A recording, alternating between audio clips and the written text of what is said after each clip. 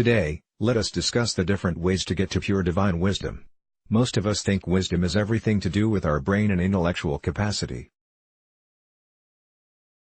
We depend on external sources such as books, the internet and other learning aids to absorb and grasp the knowledge on different subjects. However, we are unaware of the ancient ways of our rishis and enlightened beings, who were embodiment of wisdom themselves.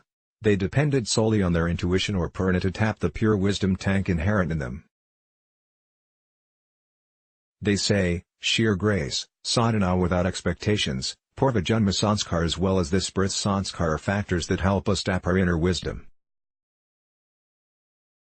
The inner elixir once tapped through sadhana techniques like meditation helps us tap our soul, the storehouse that treasures infinite wisdom.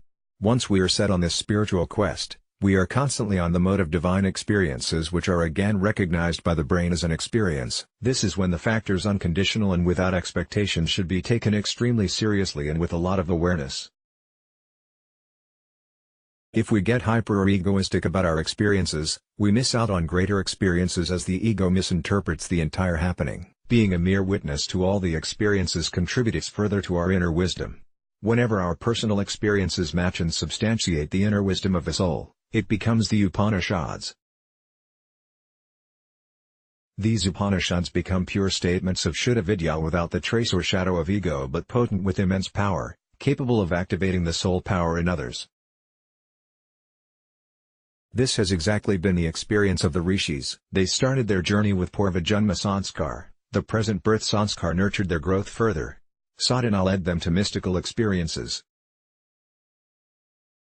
They offered the fruits of these experiences back to the Creator and made note of the path that led them to this state. They heard mystical sounds at the subsonic, ultrasonic and supersonic levels which an ordinary mortal would not have been able to hear.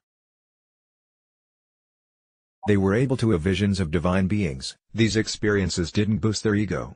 Parallelly, they made a note of intuitive wisdom that flowed perennially from their soul. They combined it with feelings of their heart and brought it out through power of speech as well as through writing. That is how the scriptures came into existence. The power of inner wisdom is such that it can transform an ordinary mortal into an immortal being. That is why the rishis are immortal beings. Ashramindia at shrinamishamba.org. Let's block ads. Why?